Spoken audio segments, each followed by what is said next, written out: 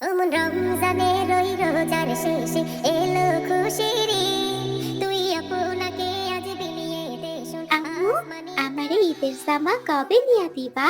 সবাই ঈদের জামা কিনছে, খালি আমি বাকি আছি। দিমু রে মা দিমু। কামের টাকাটা পাইলেই তোরে জামা কিনা দিমু। কেমন? ঠিক আছে মা, আমারে কিন্তু একটা সুন্দর দেখা গোল জামা কিনা দিবা। হরে মা দিমু। অহন আমার কামে যাউন লাগবো। আম্মু, তুমি সত্যি কইতাছো তো? হরে কইছি তো দিমু। কষ্ট কইরা হইলেও দিমু। না আম্মু, কষ্ট করন লাগবো না। আমার ভাগ্যে যদি না থাকে তাইলে তো আর পামু না। এইভাবে কইস না রে মা। আল্লাহ ঠিক একটা না একটা ব্যবস্থা কইরা দিব। এলো খুশির ঈদ। আপনাকে আজ বিলিয়ে দে শোন শরীরটা আসমানি আজকাল কেমন জানি ক্লান্ত ক্লান্ত লাগে। রোজা রাইখা যেমনে কাম করেন সারাদিন, ক্লান্ত তো লাগবই। কাম না করলে খাওনো আইব না, কাম তো করাই লাগবো। আব্বা, এইবার কি আমাকে লাল পাঞ্জাবি কিন্না দিবা না? আমারে আগের বার কইছিলা এইবার লাল পাঞ্জাবি কিন্না দিবা। আব্বাই তো চাই তোরে দুনিয়ার সব খুশি কিন্না দিতে রে বাবা, কিন্তু যা বেতন পাই সব কিছু কি আর হয়? আচ্ছা আব্বা, এইবার তোরে কথা দিলাম, তোরে এইবার ওই সুন্দর দেখা একটা লাল পাঞ্জাবি কিন্না দিমু। অহন আমি কাজে যাই বাপ, নাইলে সারে আবার রাগ করব। সাবধানে যাইয়েন। এই বলে রহমত চাচা তড়িঘড়ি করে কাজে বেরিয়ে যায়। তোর সোনা দানা মালা ও আপু, তুমি ইন্ডিয়ান বুটিক থেকে যে ড্রেসটা এনেছো, ওটার হাতাটা আমার একদম পছন্দ হয়নি। মিমি ড্রেসটা দেখেছো? 45,000 টাকা দিয়ে ওটা দুবাই থেকে আনিয়েছে। চিন্তা করো না মা, কাল আবার মার্কেটে যেও, পছন্দ মতো আরো 10টা ড্রেস নিও, কোনো সমস্যা নেই। টাকার চিন্তা আমার উপর ছেড়ে দাও। আর শোনো, আমার এই কাতান শাড়িটা কিন্তু খুব একটা জমকালো না। ঈদে তো একটু গর্জিয়াস কিছু চাই, না হলে বান্ধবীদের সামনে মুখ দেখানো যাবে না। মুর্দা মুসলিমেরা ভাঙাইতে নি দে যাকাত মুর্দা আম্মু, মুসলিমেরা আপু, আমাদের তো আলমারি ভর্তি জামা। এই গত মাসেই তো আপু কয়েকটা ড্রেস কিনলে, এক মাসে আবার এত কাপড় লাগছে কেন? শুধু শুধু টাকা নষ্ট করা। তুই একদম চুপ কর রাইহান। হুজুর হুজুর ভাব নিয়ে সবকিছুতে জ্ঞান দিবি না। ওই রোজার শেষে এলো খুশির ঈদ। তুই আপনাকে আজ ভাইজান, বিলিয়ে দে এবার শোন কি সাহেবদের কাছ থেকে কোনো বকশিসের আশা আছে? আমার ছোট্ট মাইয়া সুমি কাল থেকে কান্তাছে। ও একটা গোল জামা কিনতে চায় এইবার। কি জানি রে বোন, সাহেবরা তো মার্কেটে লাখ লাখ টাকা উড়াইতাছে, কিন্তু আমার বেতনটা দিতে এখনো দেরি করতাছে। সোহেল রে তো কথা দিছি লাল পাঞ্জাবি কিনা দিমু, কিন্তু পকেটে তো টাকা নাই। এখন তো খাউনেরও কষ্ট হইয়া গেছে। এইগুলা কথা কি আর সাহেবরা শুনবো? আমাগো কষ্ট তাগো কাছে কইয়াও কোনো লাভ হইব না। এইসব কথা রাইহান দরজার আড়াল থেকে শুনছে। এসব কথা শুনে তার চোখে পানি চলে আসে। আজ পড়বি ঈদের নামাজ মন সেই সেই ঈদগাহে যে ময়দানে বড় একটা সব শপিং গাজী মলের মুসলিম গাড়ি থেকে হয়েছে আহমেদ সাহেবের শহীদ। পরিবার নামছে। রহমত চাচা ব্যাগ নিয়ে পেছনে পেছনে হাঁটছেন। সাথে আমেনা খালাও আছেন তাদের সাহায্য করার জন্য। চলো, আজ এই শোরুমের সবচাইতে দামি সেকশনে যাব। শপিং মলের ভেতরে সারা এবং রাবেয়া বেগম ড্রেস দেখছেন। হঠাৎ রায়হান তার বাবার হাত চেপে ধরল। আব্বু, 1 মিনিট দাঁড়াও। কি হয়েছে রাইহান? আব্বু, তুমি কি জানো রহমত চাচার ছেলে সোহেল গত বছর থেকে লাল পাঞ্জাবি পরতে চায়, আর আমেনা খালার মেয়ে সুমি শুধুমাত্র একটা গোল জামার জন্য বায়না করছে, যার জন্য আমেনা খালা চিন্তায় রাতে ঘুমাতেও পারে না। ওদের কথা কেন বলছিস এখন? আমরা তো ওদের পরে কিছু দেবই। পরে নয় আম্মু, এখনই। ঈদের মার্কেট আমরা রোজ করছি, অথচ তোমরা এখনো তাদের বেতনই দাওনি আর না দিয়েছ বকশিস।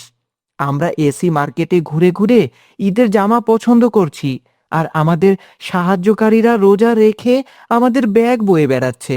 এটা কি ইসলাম? রাসূলুল্লাহ সাল্লাল্লাহু আলাইহি ওয়াসাল্লাম বলেছেন, তোমরা যা খাও তাদের তাই খাওয়াও, এবং তোমরা যা পরিধান করো তাদের তাই পরিধান করাও। কিন্তু রায়হান, ওরা তো আমাদের সমান নয়। আল্লাহর দরবারে আমরা সবাই সমান আব্বু। আর যদি তুমি সারা আপুর ওই 30,000 টাকার লেহেঙ্গা না কিনে রহমত চাচা আর আমেনা খালার বাচ্চাদের জন্য 5,000 টাকার কেনাকাটা করে দাও, তবে সেটাই হবে আসল ঈদ, আসল আনন্দ। আহমেদ সাহেব স্তব্ধ হয়ে গেলেন। সারাও কথাগুলো শুনে মাথা নিচু করে দাঁড়িয়ে আছে। আহমেদ সাহেব এগিয়ে গিয়ে রহমত চাচার কাঁধে হাত রাখলেন এবং বললেন, রহমত, আমেনা, তোমরা ভেতরে এসো।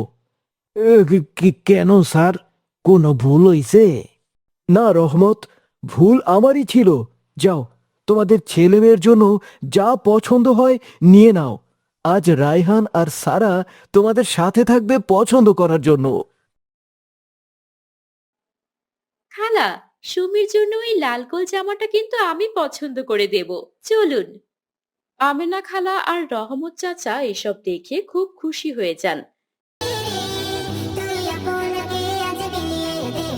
ঈদের দিন নতুন জামা ও পাঞ্জাবি পেয়ে সুমি ও সোহেল দারুণ খুশি হয়, আর তারা একসাথে আহমেদ সাহেবের বাড়িতে আসে। ঈদ মোবারক দাদা বাবু, ঈদ মোবারক খালাম্মা, ঈদ মোবারক সোহেল। এসো, আম্মু আজ সবার জন্য স্পেশাল সেমাই রেডি করেছে। সাহেব, এইবারের ঈদটা আমার জীবনের সেরা ঈদ। শুধু তোমার নয় রহমত, আমাদের সবারই। আজ আমরা সত্যিকারের খুশি অনুভব করছি। আসুন, এই ঈদে আমরা শুধু নিজেদের আনন্দের চিন্তা না করে অন্যকেও সাহায্য করি, মানুষের ভালোবাসা আর আল্লাহর সন্তুষ্টিও অর্জন করি। ঈদ মানে শুধু নিজেকে সাজানো বা খুশি করা নয়, ঈদ মানে ত্যাগের মাধ্যমে অন্যকে খুশি করা। মনে রাখবেন, আপনার দেওয়া সামান্য দানেই কারো পুরো ঈদটা রঙিন হয়ে উঠতে পারে। আসুন, এই ঈদে আমরা শুধু নিজেদের আনন্দের চিন্তা না করে অন্যকেও সাহায্য করি, মানুষের ভালোবাসা আর আল্লাহর সন্তুষ্টিও অর্জন করি। সালাত তোমার বন্ধু পরম শেষ বিচারের দিন, সালাত তোমার জীবন জুড়ে খুশবু প্রতিদিন, সালাত তোমার বন্ধু পরম শেষ বিচার। হায় হায়, লোকটার কি অবস্থা হয়ে গেছে! এনার ঠিকানা কোথায় জানেন ভাই? না ভাই, কখন যে মরেছে সেটাও কেউ বলতে পারছে না। এভাবে তো লোকটাকে ফেলে রাখা যায় না, কিছু তো একটা করতে হবে। আমি তো সবাইকে বলে দিয়েছি লোকটার ঠিকানা জোগাড় করতে, কেউ কোনো খবর দিতে পারেনি। তাহলে এখন কি করবেন? আমার ছেলেকে পাঠিয়েছি এক জায়গায় খোঁজ নিতে, সেখানেও যদি লোকটার পরিচয় পাওয়া না যায় তাহলে এখানে কবর দিতে হবে। লোকটা হিন্দু না মুসলিম? মুসলিমই হবে। হিন্দু হলে তো হাতে সুতো বাঁধা থাকতো, গলায় পৈতে বাঁধা থাকতো। বাবা! কিরে আব্দুল্লাহ, কোনো খোঁজ পেলি? না বাবা, কেউ বলতে পারলো না লোকটার পরিচয়। বাবা, ওনার সাথে কি কোনো ফোন নেই? না রে, মনে হয় সব চুরি হয়ে গেছে। আজকাল মানুষের বিবেক বলতে কিছুই নেই ভাই। চলুন, আমরা আর অপেক্ষা না করে দাফনের ব্যবস্থা করি। হ্যাঁ ভাই, চলুন।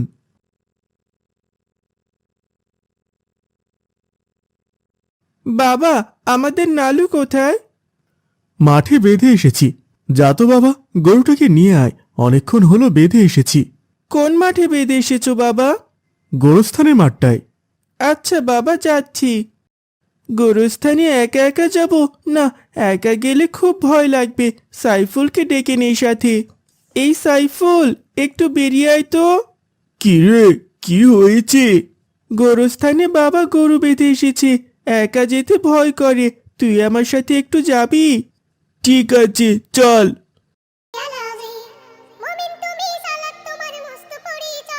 তারা তারা দুজনে কবরস্থানে গিয়ে দেখে তাদের গরু সহ আশেপাশের প্রাণীগুলো অস্বাভাবিকভাবে ছটফট করছে এবং উচ্চস্বরে চেঁচামেচি করছে।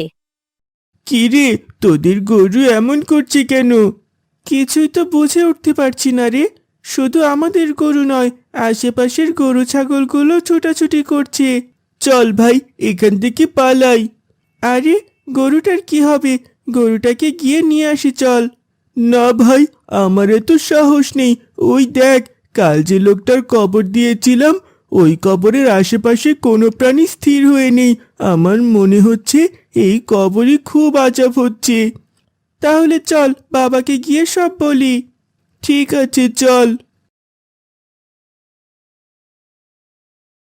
আব্দুল্লাহ তার বাবাকে এসে সমস্ত ঘটনা খুলে বলে। তার বাবা গ্রামের আরো কিছু মানুষকে নিয়ে কবরস্থানের দিকে যান। হে আল্লাহ, এ কি ভয়াবহ ঘটনা! চলুন ভাই, গরু ছাগলগুলোকে ওখান থেকে সরিয়ে আনি। তারা সবাই মিলে গরু ছাগলগুলোকে কবরের কাছ থেকে সরিয়ে আনে।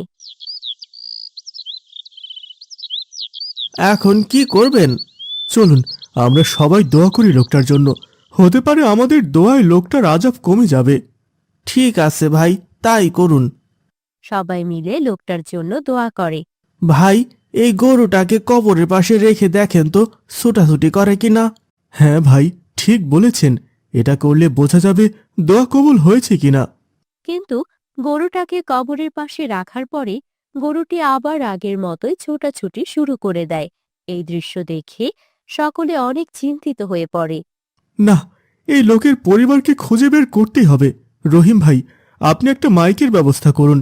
আমি আরো কিছু লোক জোগাড় করে প্রচারের ব্যবস্থা করি। ঠিক আছে ভাই। আজকে আছে কালকে হবে লয়, আজকে রুকু সিজদা কর, নিজ পরিচয় আঁকড়ে ধর। আজকে রুকু সিজদা কর, নিজ পরিচয় আঁকড়ে ধর। চারিদিকে লোকটির পরিচয় এবং পরিবারের খোঁজ করার জন্য ব্যাপক প্রচার শুরু হয়।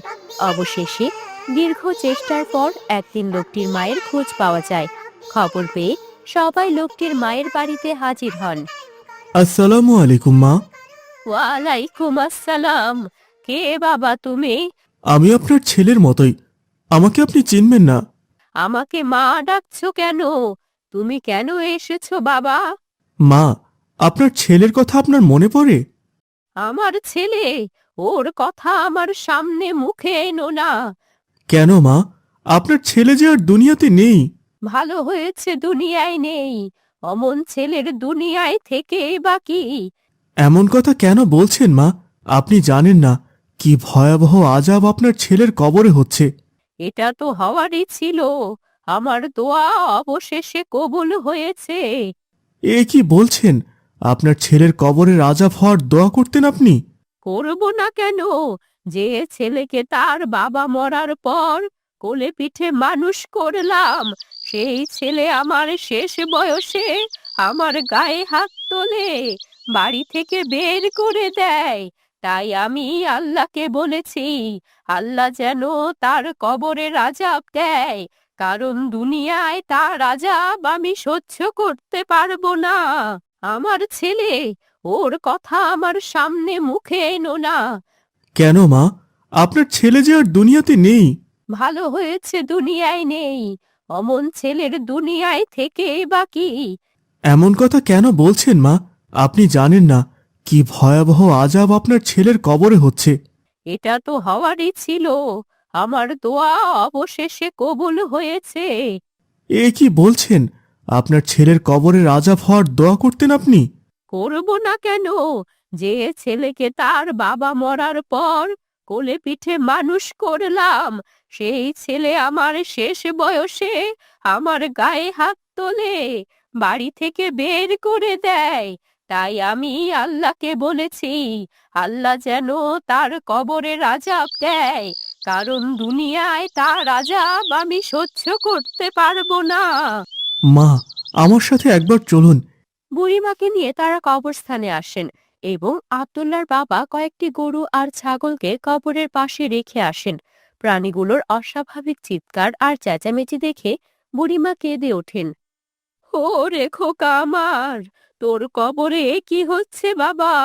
আমি যে সহ্য করতে পারছি না রে। তুই কিভাবে সহ্য করছিস মানিক আমার? মা, আপনার অভিশাপ তুলে নিয়ে ছেলের জন্য দোয়া করে দিন। নেই বাবা, আর কোনো অভিশাপ নেই। আমার বাজানকে তুমি শান্তিতে রেখো খোদা। ওর কবরে আর আযাব দিও না। আমি ওর সব ভুল ক্ষমা করে দিয়েছি। মায়ের আন্তরিক দোয়ায় লোকটির কবরের আযাব কমে যায় এবং সাথে সাথে চারপাশের অস্থির প্রাণীগুলো শান্ত হয়ে যায়। বিশ্বজগৎ সৃষ্টি করেছেন, তিনি সর্বশক্তিমান, তিনি দয়ালু। আব্দুল্লাহ, কি পড়ছিস? মাদ্রাসার পড়া পড়ছি আব্বা। ওঠ, কাপড়গুলো ধুয়ে আন। আব্বা, আমি এখন পড়াশোনা করছি, আর একটু পরে ধুয়ে দেব। না, এখনই যা, কালকে বড় একটা মজলিসে যাব, ঝকঝকে কাপড় পরে যেতে হবে। যা, কাপড়গুলো ধুয়ে দে। ঠিক আছে আব্বা। ঘুম যদি না আসে গভীর রাতে, প্রভুর প্রেমে জাগো তাসবিহ হাতে। আব্দুল্লাহ কাপড় নিয়ে টিউবওয়েলের কাছে যায়। হ্যান্ডেল টিপে দেখে পানি আসছে না। ইস, টিউবওয়েল নষ্ট হয়ে গেছে, এখন কি করি? আব্বা, টিউবওয়েল নষ্ট হয়ে গেছে, পানি উঠছে না। তাই বলে বসে থাকবি? পুকুর ঘাটে গিয়ে ধুয়ে আয়, কালকে আমাকে মজলিসে যেতে হবে, লোকজন দেখবে। জামা কাপড় ময়লা থাকলে মানসম্মান থাকবে? ঠিক আছে আব্বা, আমি পুকুর ঘাটে গিয়ে ধুয়ে আনছি। ভালো করে কষলে কষলে ধুয়ে দিস, যেন কোথাও ময়লা না থাকে। আচ্ছা আব্বা।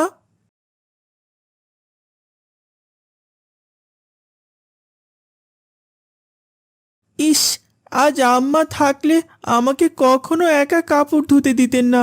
তিনি সব সময় বলতেন, বাবা তুই পড়াশোনা কর, কাজ আমি করব। কিরে আব্দুল্লাহ, কি করছিস রে?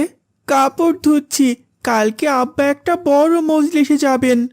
এই সময় পুকুরে দারুণ মাছ পাওয়া যায়, চল আজকে মাছ মারি, খুব মজা হবে। আরে না রে, আমি কাপড় না ধুয়ে মাছ মারতে গেলে আব্বার রাগে আগুন হয়ে যাবে। আরে ভাই, রোজ তো শুধু কাজ আর পড়াশোনা করিস, আয় একটু আনন্দ করি। রোজ তো আর আনন্দ করতে পারবি না। কাপড় না ধুলে আব্বা খুব বকবে। বকবে না, আমি আছি তো। দুজনে মিলে করলে অল্পতেই হয়ে যাবে। আগে মাছ মারি, তারপর একসাথে কাপড় ধুয়ে ফেলবো। কিন্তু উনি যদি রেগে যান তাহলে কি হবে? আরে চিন্তা করিস না, কিচ্ছু হবে না, চল। ঠিক আছে, কিন্তু বেশি দেরি করা যাবে না, চল। ঠিক আছে, এই সময়টায় অনেক বড় বড় মাছ ওঠে, দেখিস কত বড় মাছ ধরি। ঠিক আছে, চল। আসে গভীর রাতে, প্রভুর প্রেমে জাগো তাসবিহ হাতে। পশু পাখি এই ছেলে এত দেরি করছে কেন? নিশ্চয় কাজের কথা ভুলে গেছে। কয়েকটি কাপড় ধুতে এত সময় লাগে? ছেলেটা দিন দিন অবাধ্য হয়ে যাচ্ছে।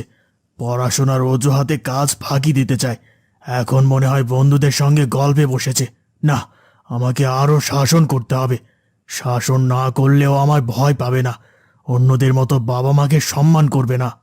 না, আর বসে থাকা যাবে না, দেখি গিয়ে কি করছে। তোমার নামে জেগে করে মিতালি, পশু পাখি গাছ গাছালি, তোমার নামে জেগে করে মিতালি। মানুষ হয়ে তোমরা কেন? হামজা, আর সময় নষ্ট করিস না, অনেক দেরি হয়ে গেছে। আব্বা হয়তো আমার জন্য অপেক্ষা করছে। আরে দোস্ত, আর একটু থাক, এই তো বড় একটা মাছ উঠতে যাচ্ছে। না রে, সত্যিই ভয় হচ্ছে, আব্বা খুব রাগ করবে। ভয় পাস না, আর কয়েক মিনিট থাকলেই দেখবি কি দারুণ মাছ ধরি। আর একটু থাকি। ঠিক আছে, তাড়াতাড়ি কর।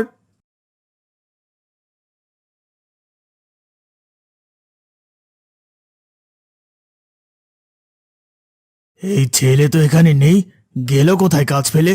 খুব বার বেড়েছে, কত বড় সাহস!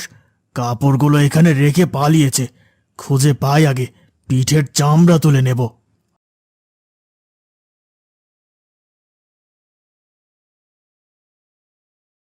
আব্দুল্লাহ, তুই এখানে কি করছিস?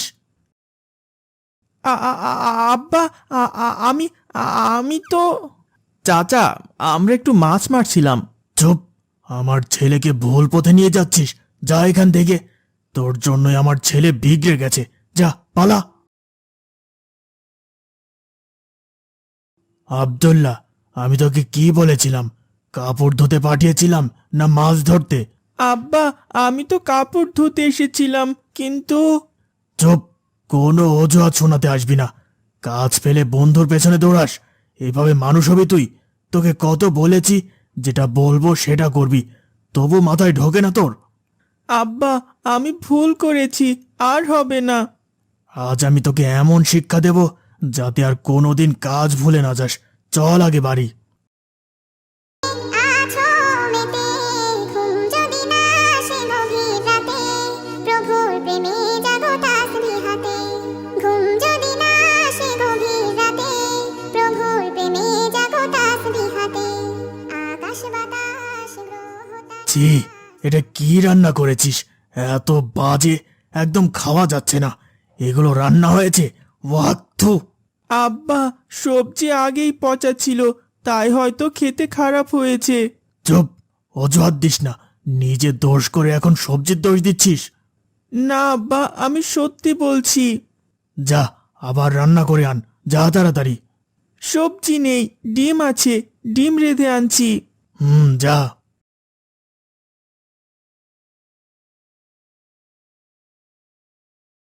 পচা সবজি তো আমি ভুল করে এনেছি, কিন্তু এটা আব্দুল্লাহ মনে হয় বুঝতে পারেনি। এসব না জানাই ভালো। বড়দের ভুল ছোটরা জানলে মাথায় উঠে যায়। ওরা জানুক, বড়রা কখনো ভুল করে না। আহ ছি, মুখের স্বাদটাই নষ্ট হয়ে গেল। এ কি ব্যাপার? আজকেও আব্দুল্লাহ আসেনি? ওর বাবা ওকে আসতে দেয় না হুজুর। কেন আসতে দেয় না? ও তো অনেক ভালো ছাত্র। হুজুর, ওর বাবা বলে বেশি শিক্ষিত হলে নাকি বাবা মাকে কেউ দাম দেয় না, তাই ওকে পড়াতে চায় না। এ কেমন কথা? এসব তো ভুল ধারণা। শুধু তাই নয় হুজুর, ওর বাবা ওকে দিয়ে সব সময় কাজ করিয়ে নেয়, একটু ভুল হলে ওকে বকে, মারেও। কি বলছো? মা মরা ছেলের সাথে উনি কেন এমন করে? তা তো জানি না হুজুর। ঠিক আছে, আমি বিষয়টি দেখছি। তোমরা পড়া শুরু করো। ঝর্ণা ধারা, আকাশ বাতাস গ্রহ তারা, পরের দিন হুজুর সাগর নদী আব্দুল্লাহদের বাড়ি ঝর্ণা আসে। ধারা। এসেই দেখে আব্দুল্লাহ কাজ করছে। আব্দুল্লাহ, তুমি এত সকালে কাজ করছো? আসসালামু আলাইকুম হুজুর, আপনি এত সকালে আমাদের বাড়িতে? ওয়ালাইকুম আসসালাম। তোমার খোঁজ নিতে এলাম। অনেকদিন ধরেই তুমি ঠিকভাবে পড়তে যাচ্ছ না। কি হয়েছে তোমার? আমার কিছু হয়নি হুজুর। তাহলে তুমি যাচ্ছ না কেন? আমার আব্বা চায় না আমি পড়াশোনা করি। তোমার আব্বা কি ঘরে আছেন? জি হুজুর, উনি ঘরে আছেন। দাঁড়াও, আমি উনার সাথে কথা বলছি। হুজুর চলে যান। তানে মিষ্টি সুরে, তোমার প্রেমে গেয়ে ওঠে জেগে। আসসালামু আলাইকুম। ওয়ালাইকুম আসসালাম। আরে হুজুর সাহেব, আপনি? আমি। আব্দুল্লাহকে অনেকদিন থেকে পড়তে যেতে দিচ্ছেন না কেন? ও পড়বে না হুজুর। কেন? কেন পড়বে না? এত বেশি পড়াশোনা করলে পরে আমাকে সম্মান দিবে না। আমার একটা মাত্র সন্তান, সেও যদি সম্মান না করে তাহলে আমার কি হবে? আমি শুনলাম আপনি বাড়ির সব কাজ ওকে দিয়ে করান, আর ভুল হলে বকেন। ঠিক শুনেছেন। এসব করি যাতে ও আমায় ভয় করে, আমাকে অমান্য করার আগে 10 বার ভাবে। এভাবে সম্মান পাওয়া যায় না। এভাবেই পাওয়া যায়। দেখছেন না কত সম্মান করে আমায়, আর ভীষণ ভয় পায়। আজকে ও ছোট, তাই সব মেনে নিচ্ছে। ভাবুন, যখন ও বড় হবে তখন আপনি হবেন বুড়ো, তখন কেন আপনার কথা শুনবে ও? তখন কি আপনার গলায় তেমন জোর থাকবে ওকে বকার? তখন আপনি কি করবেন? হ্যাঁ, তো তখন তখন উত্তর খুঁজে পাবেনও না। আমি বলছি, তখন আপনার দেওয়া প্রত্যেকটা শিক্ষা আপনার ওপর প্রয়োগ করবে। তখন আপনাকেও সব মেনে নিতে হবে। তাই বলছি, এভাবে সন্তান লালন পালন করা যায় না। তাহলে আমি কি করব? সন্তানকে ভালোবাসুন, ভালোবেসে কাছে টেনে নিন। দেখবেন সন্তান আপনাকে ভালোবেসে মন থেকে সম্মান করবে। বুঝেছি হুজুর। আব্দুল্লাহ। জি আব্বা, ডাকছো কেন? কিছু লাগবে? তোমার হুজুর এসেছেন। কাল থেকে তুমি পড়তে যাবে। এখানে তোমরা গল্প করো, আমি চা করে আনি।